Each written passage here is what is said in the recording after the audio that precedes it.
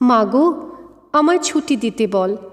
সকাল থেকে পড়েছি যে মেলা, এখন আমি তোমার ঘরে বসে করব শুধু পড়া পড়া খেলা। তুমি বলছো দুপুর এখন সবে, না হয় যেন সত্যি হলো তাই। একদিনও কি দুপুরবেলা হলে বিকেল হলো মনে করতে নাই?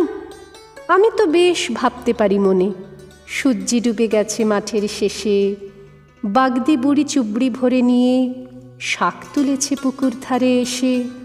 আধার হলো মাদার গাছের তলা, কালি হয়ে এলো দিঘির জল।